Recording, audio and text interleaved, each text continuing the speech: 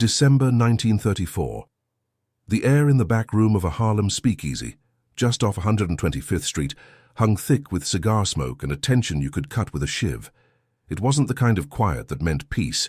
It was the suffocating silence that precedes a thunderclap, a hush so profound you could almost hear the whispers of fate itself. In that room, under the flickering gaslight, a hulking brute named Legs Diamond, an enforcer for the ruthless Dutch Schultz, slammed a crudely drawn map onto the felt-covered table. His thick finger, scarred and stained, jabbed at the heart of Harlem, a district buzzing with life and commerce, a vibrant black mecca pulsating with its own rhythm.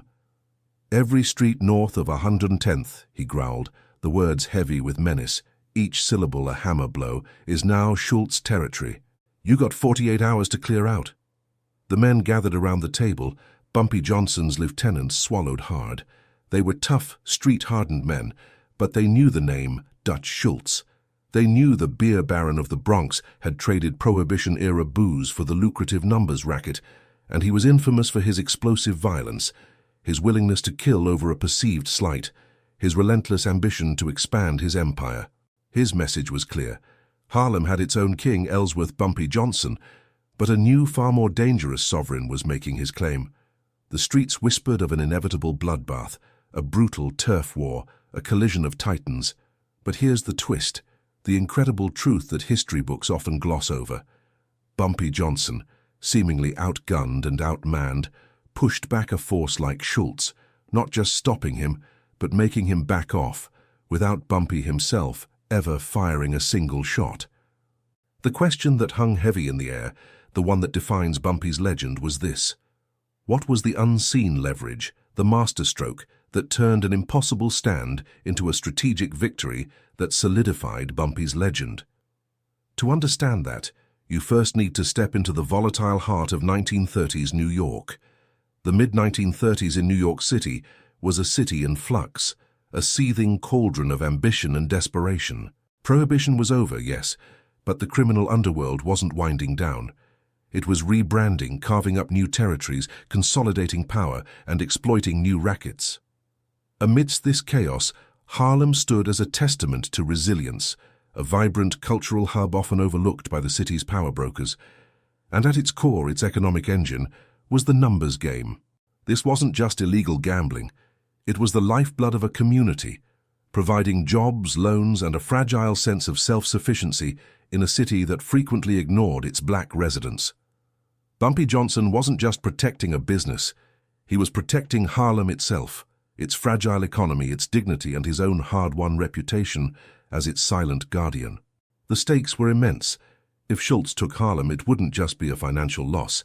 It would be a symbolic defeat that could unravel the delicate balance of power across the entire city, signaling open season for any mobster to invade any established territory.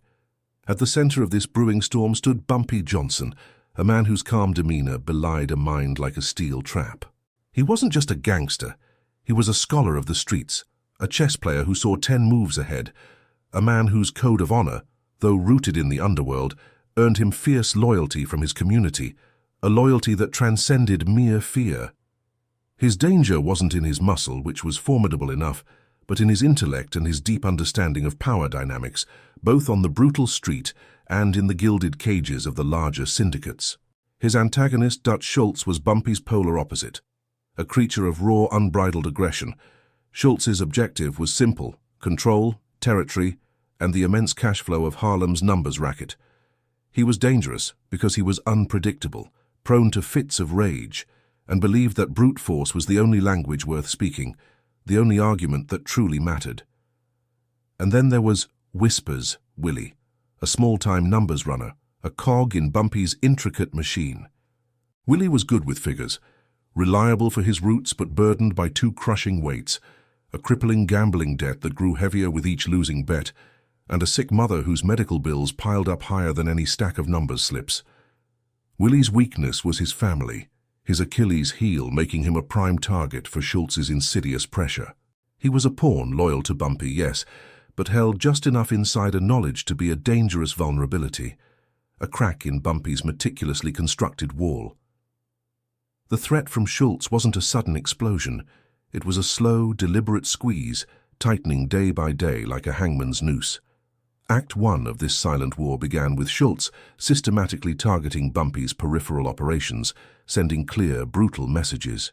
Small-time runners, men who had collected for Bumpy for years, were beaten in back alleys, their faces left bruised and broken, their meager earnings stolen.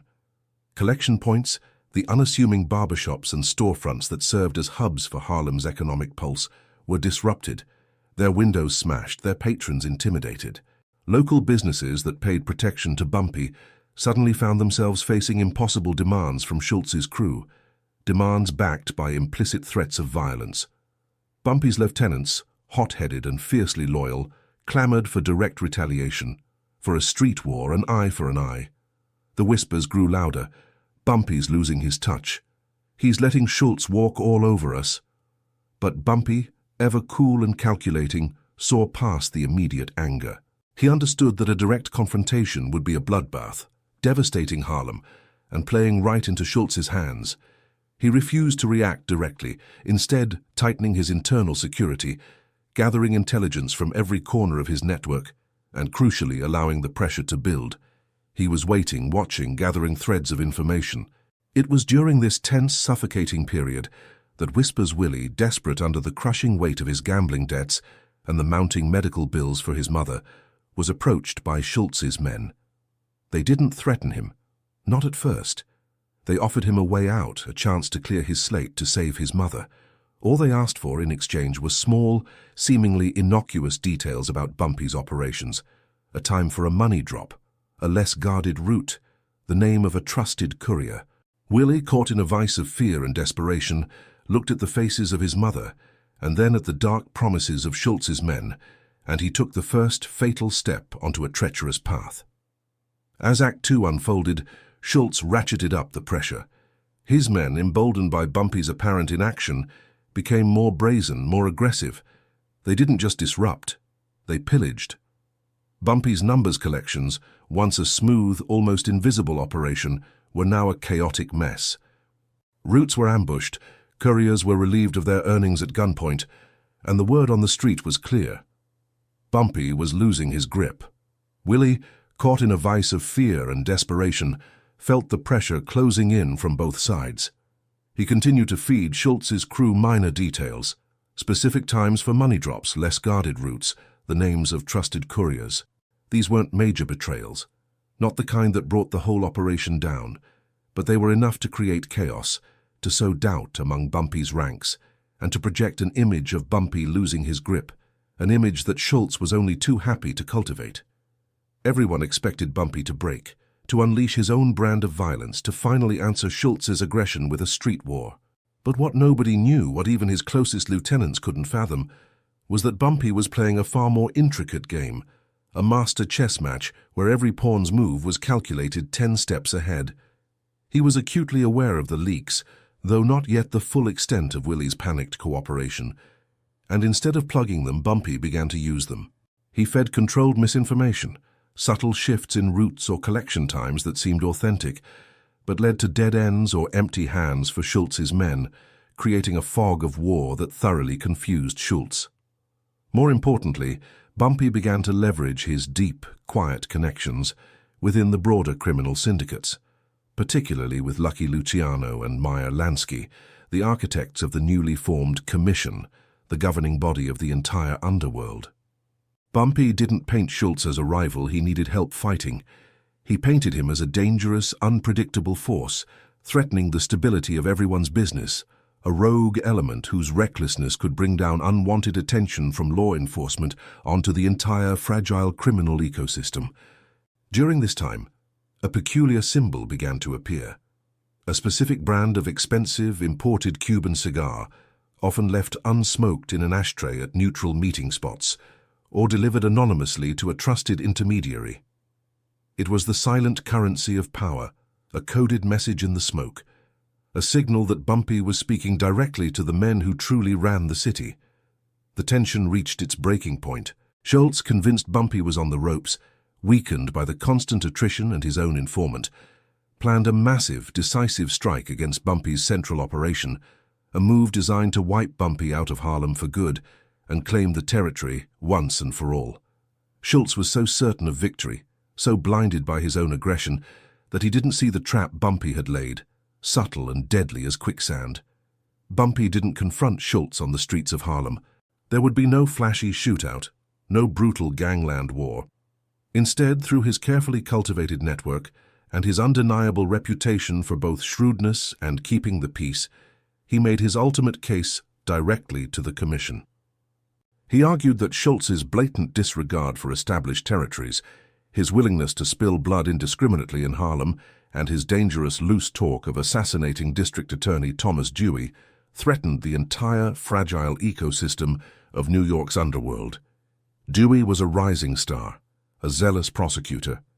Attacking him would bring down the full unyielding force of the federal government on all the syndicates, dismantling everything Luciano and Lansky had worked so hard to build.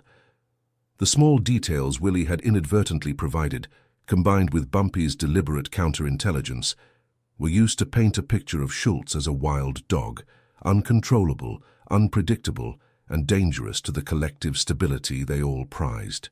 The Commission, seeing the potential for citywide chaos and the existential threat Schultz posed to their own authority, made a decision. Schultz was summoned, not for a negotiation, but for a verdict. He walked into a room expecting to argue his case, to intimidate, to posture.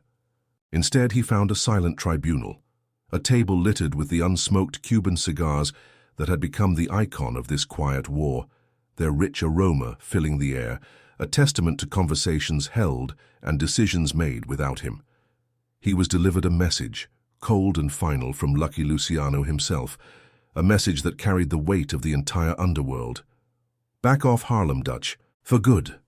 The humiliation was absolute, a public within their world retreat, a forced concession that preserved Bumpy's territory and reputation without a single shot fired by his crew. Bumpy Johnson hadn't lifted a finger, but he had won. Within 72 hours, just as abruptly as they had arrived, Schultz's men, sullen and defeated, began to quietly pull out of Harlem. The numbers game returned to Bumpy's control, stronger and more unified than ever. Harlem breathed a collective sigh of relief, its silent guardian having once again protected its fragile independence. Whispers Willie, his debt miraculously cleared, his mother's medical bills paid, found himself back on his roots, never quite understanding the full scope of the game he'd been a pawn in, only that Bumpy had somehow impossibly won, and in just 6 months, Dutch Schultz himself would be dead, assassinated by his own men on the Commission's orders, not for losing Harlem, but for his continued recklessness and the existential threat he posed to the established order. Bumpy Johnson's control over Harlem was solidified, not through brute force but through strategic genius and a profound understanding of the unwritten rules of power.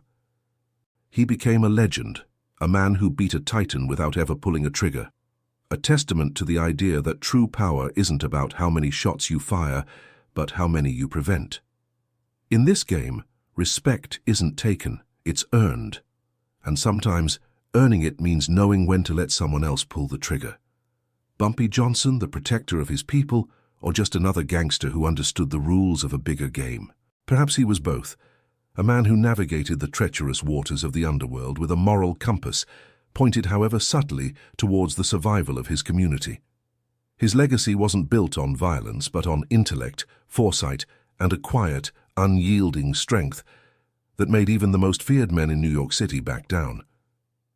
If this story of Bumpy Johnson's silent victory caught your attention, hit that like button right now. What are you waiting for? And subscribe to the channel because we dive deep into the forgotten corners of history, revealing the hidden truths behind the legends. Was Bumpy a hero or a villain? Let me know in the comments below.